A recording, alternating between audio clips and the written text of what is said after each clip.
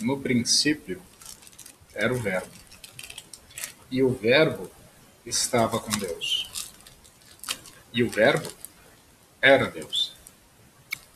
Ele estava no princípio com Deus. Todas as coisas foram feitas por ele, e sem ele, nada do que foi feito se fez. Nele estava a vida, e a vida era a luz dos homens. E a luz resplandece nas trevas. E as trevas não a compreenderam.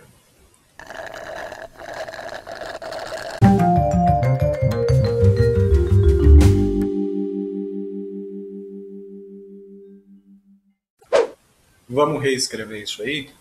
Isso aí já foi escrito há mais de 2000 anos atrás. E está magistralmente colocado. Longe de mim querer melhorar isso. Já está perfeito do jeito que é. Só que eu acho que a gente pode trazer isso para uma linguagem um pouco mais atual. No princípio, existia um pensamento. E o pensamento surgiu do silêncio. E o pensamento era o silêncio. Ele estava no princípio com o silêncio. Tudo que foi manifestado posteriormente foi feito pelo pensamento. E sem o pensamento, mundo nenhum se manifestaria. No pensamento estava a vida manifesta. Era a fonte de toda a samsara. E o pensamento se manifesta no silêncio. E o silêncio não o compreendeu. Nilson, que papo é esse? De verbo, de Deus, de pensamento, de vazio, de silêncio? E por que raios você está tomando uma chocolatada? Calma, que eu já te explico. Muitas vezes nós falamos sobre a importância do silêncio porque esse Deus não manifesto, que vive fora, né, do mundo da samsara, da ilusão, de Maya, é silencioso, sem atributos, sem qualidades, vazio. Você não pode perceber o absoluto, porque o absoluto é aquilo que percebe. E só existe uma coisa acontecendo. Lembra? Se só existe uma coisa acontecendo e você não pode perceber o absoluto, você só pode sê-lo. Você só pode ser o silêncio. Ah, mas então a gente vai falar sobre o Big Bang e a manifestação do mundo e o princípio e o verbo e a explosão, sei lá do que, não sei. Não, não é disso que a gente está falando. Vamos deixar isso muito mais simples. Uma coisa de cada vez. Eu não quero causar confusão. E eu sei que essa passagem que eu coloquei aí no início é de João a respeito da vinda de Cristo. Então eu estou usando a liberdade poética ao extremo aqui, para falar do princípio da manifestação dos pensamentos, do verbo e desse mundo em volta de você. Pensa aí em qualquer dúvida que você tenha a respeito da vida. Qualquer uma, desde as mais simples até as mais complexas. Pensa em qualquer incômodo que você tenha, qualquer questão que você quer sanar a respeito da existência, da vida, do sentido de tudo. Pensa aí numa questão que parece imprescindível para você que seja respondida. Por que eu nasci? Por que eu tenho um corpo? Qual é o sentido disso tudo? Será que eu permaneço existindo após a morte? O que existia antes de eu nascer? Existe Deus? Existe um céu? Existe um inferno? Existe livre-arbítrio? Qualquer questão. A questão que você quiser. Não importa qual seja a pergunta. Ela sempre busca uma resposta. E qual é a intenção por detrás da pergunta buscando a obtenção de uma resposta? Silenciar a própria pergunta. Uma pergunta é feita, um movimento é gerado, e esse movimento fica te incomodando até que você consiga responder essa pergunta. Quando eu estou me referindo à pergunta, eu estou me referindo a esse movimento do pensamento, que pode ser um desejo, pode ser uma angústia, pode ser um incômodo, pode ser uma pergunta, pode ser um pensamento circular, qualquer coisa.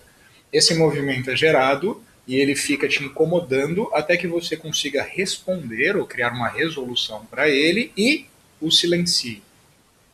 E isso fica ridículo quando colocado assim.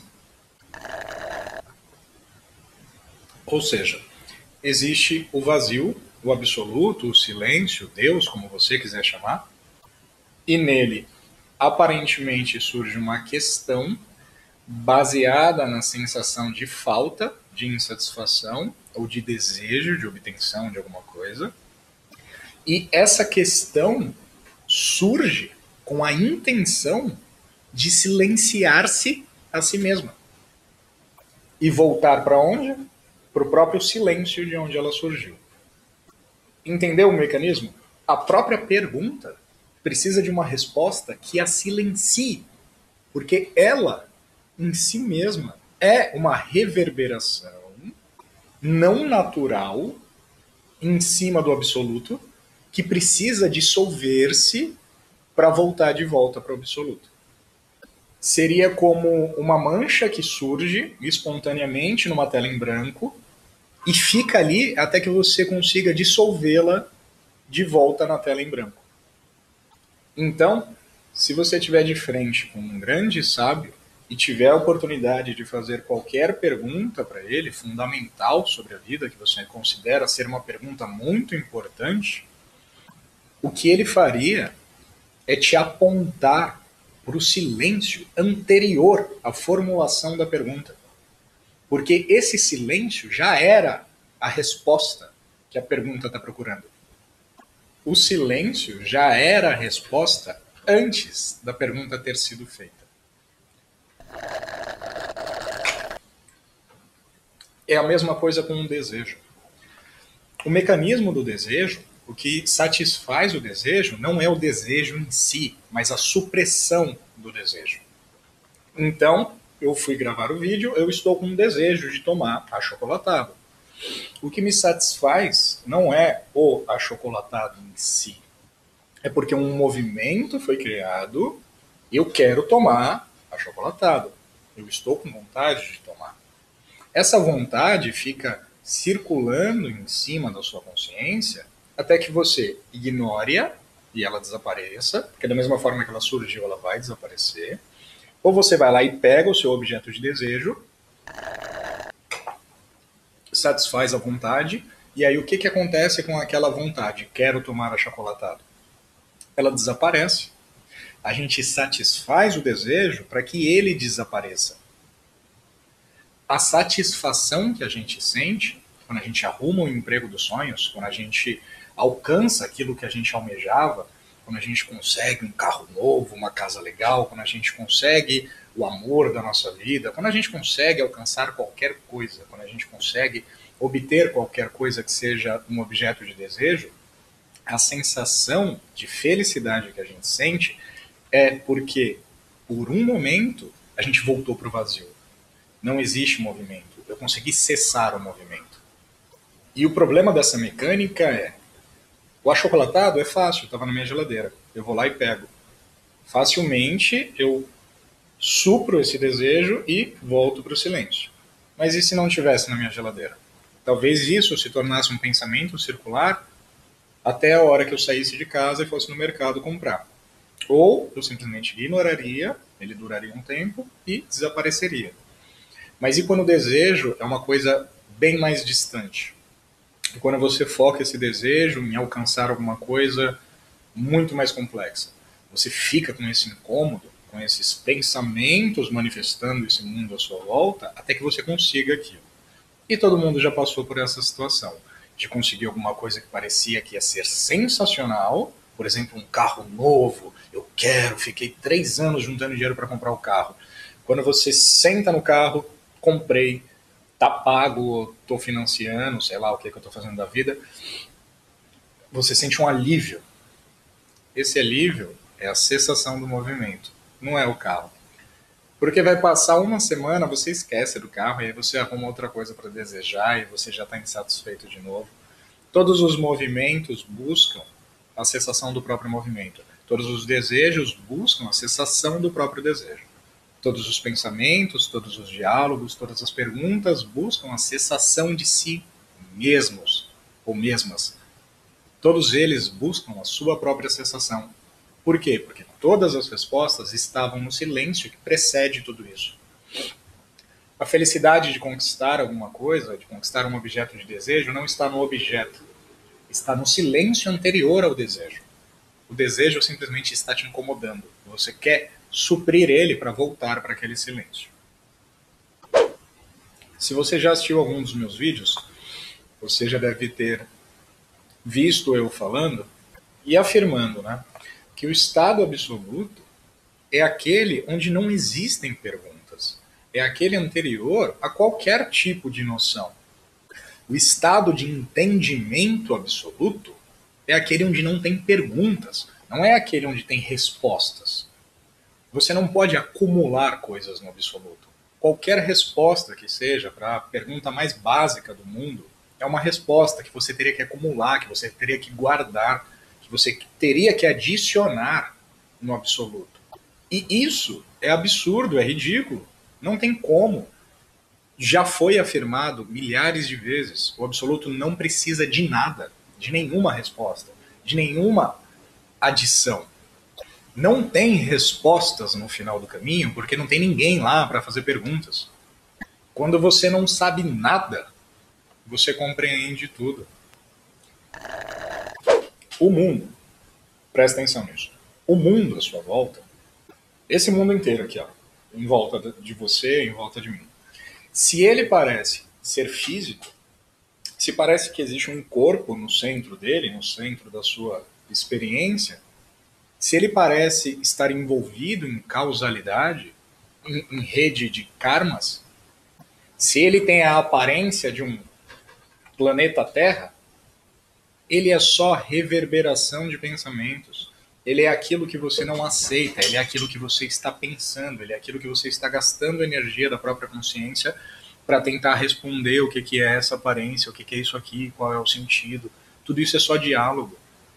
Ah, eu sou um corpo, eu estou sentado numa cadeira, eu estou gravando um vídeo, eu estou no mundo, e eu estou tomando um achocolatado, e tudo isso são diálogos, são perguntas e respostas acontecendo de maneira muito rápida. Então, esse mundo aqui em volta da gente, ele não existe realmente. Ele é só uma ilusão, ele é só pensamento solidificado.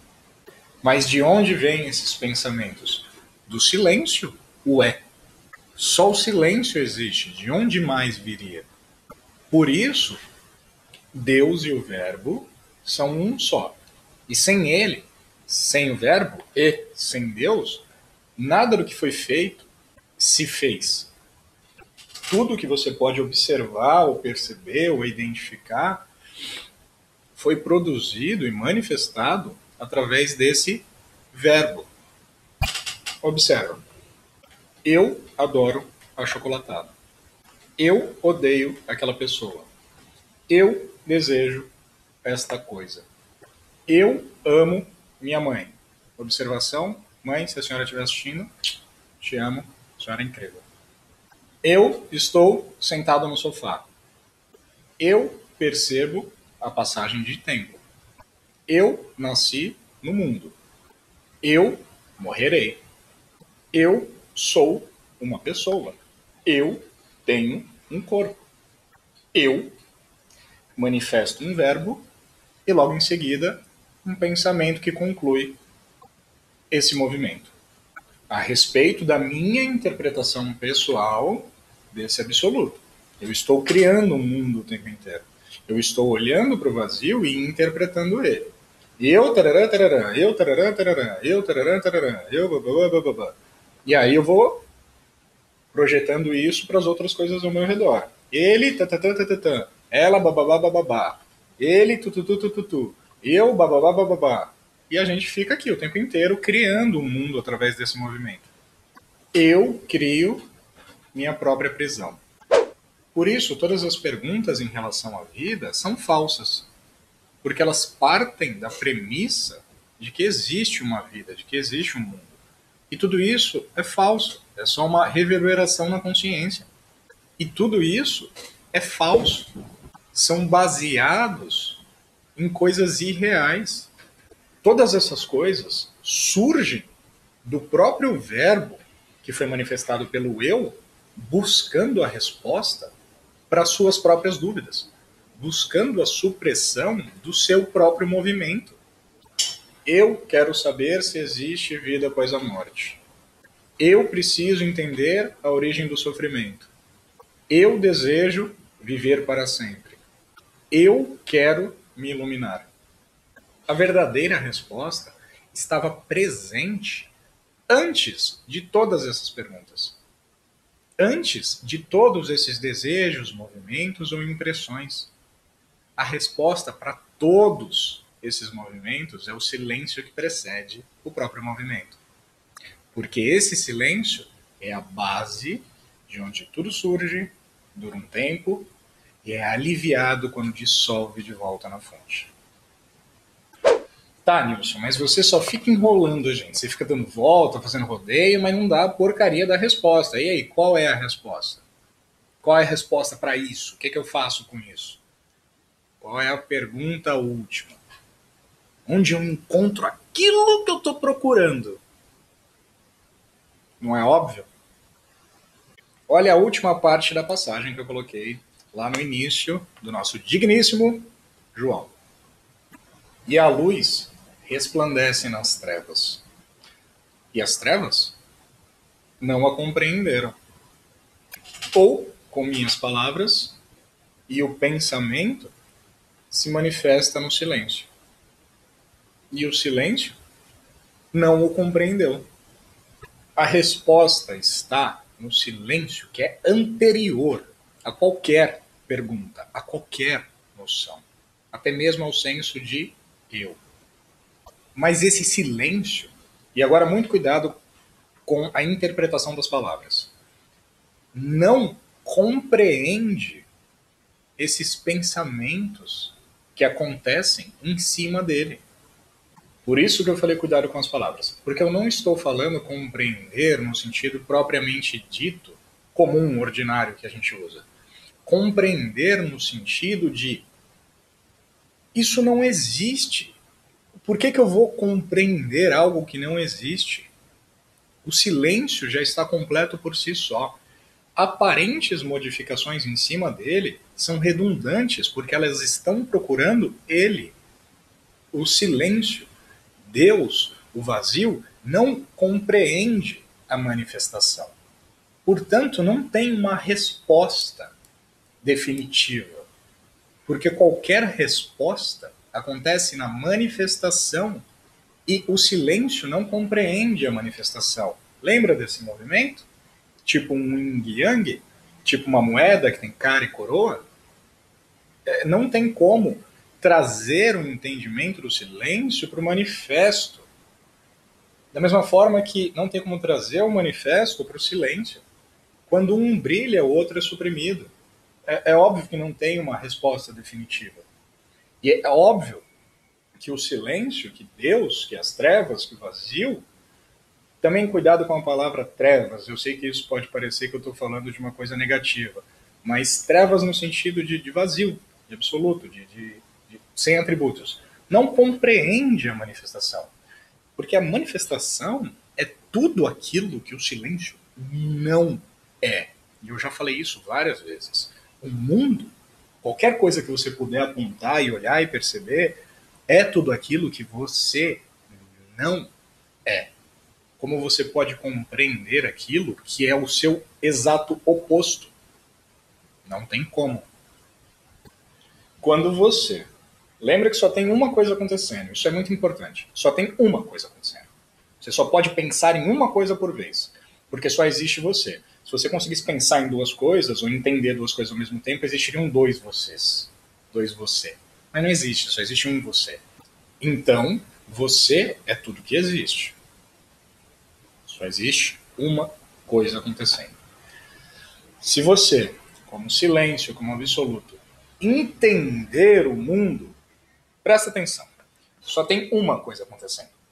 Se você, absoluto, entende o mundo, não tem como ser você, absoluto, entendendo o mundo. Porque senão seriam... Lembra da aula de matemática? Quantas mãozinhas eu tenho aqui? Duas, né? Seria o absoluto entendendo o mundo. Seriam duas cocitas. Não tem como. Só tem uma coisa acontecendo. Então, quando eu absoluto entendo o mundo, só tem espaço para uma coisa acontecer. Eu sou o mundo. Eu estou no mundo. Quando eu interpreto esse movimento aqui na minha frente, que a gente chama de Maya, de mundo, de corpo, quando eu entendo ele, eu viro ele, porque só tem espaço para uma coisa acontecer. Quando eu entendo o mundo, só o mundo existe. O absoluto parece ter sumido. Ele parece ter se suprimido. Parece. Porque ele está sobreposto com o mundo, porque só tem como acontecer uma coisa por vez. E aí, se através da autoinvestigação, através da meditação, através do silêncio, eu começo a perceber que esse mundo é irreal, quem brilha? O absoluto. Só tem uma coisa acontecendo. Tem como essa uma coisa acontecendo entender uma segunda coisa? Não tem. Não tem como o absoluto entender o mundo. O absoluto existe por si só, sozinho. Por isso que nele só você existe. Só tem você. Não tem mundo fora de você. Não tem pessoas. Não tem corpo. Só tem uma coisa acontecendo.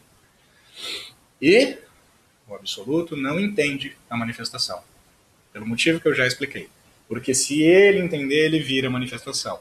Na hora que ele se desgruda da manifestação, através do silêncio, ele volta a ser ele mesmo. Mas não tem como um entender o outro. São opostos.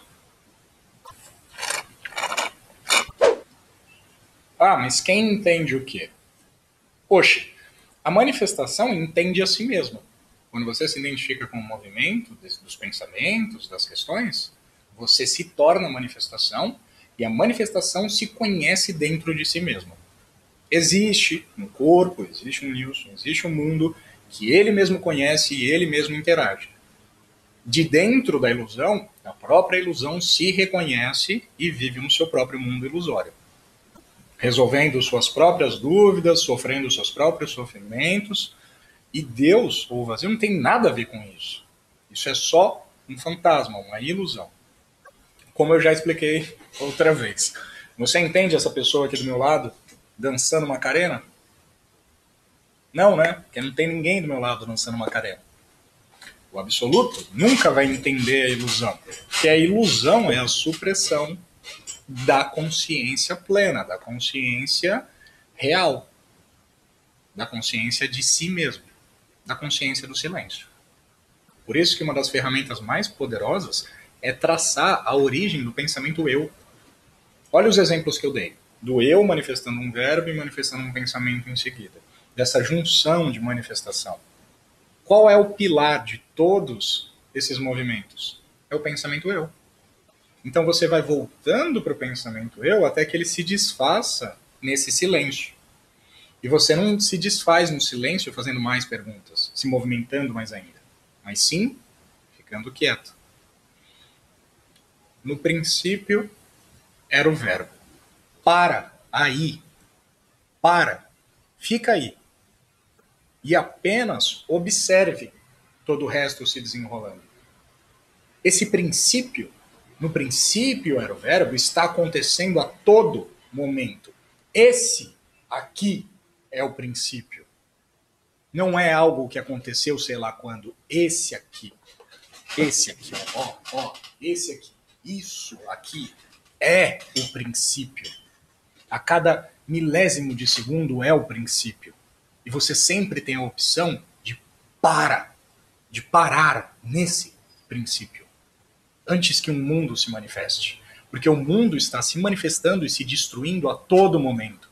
E cabe a você decidir se você vai seguir essa manifestação ou se você vai parar no princípio, antes que o verbo se manifeste. Não tenta lutar contra a mente. É da natureza dela usar esse princípio ilimitado para formular questões. Isso é a manifestação, isso é o que gera movimento. Se não fosse isso, você estaria estagnado, parado, numa cena só. Isso seria horrível. Um dos principais princípios da existência é que tudo é impermanente.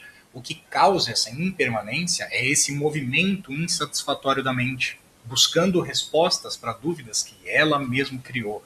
Mas você não precisa seguir a mente. No princípio era o verbo. Para! É só o que te interessa. Só saiba que no princípio existia um movimento e para nesse movimento. Assista ele acontecer. Não se envolva. Fique no seu lugar de direito, na origem, no silêncio, anterior a qualquer coisa. Não deixe que o verbo te leve para longe procurando respostas, porque a verdadeira resposta é anterior a qualquer pergunta.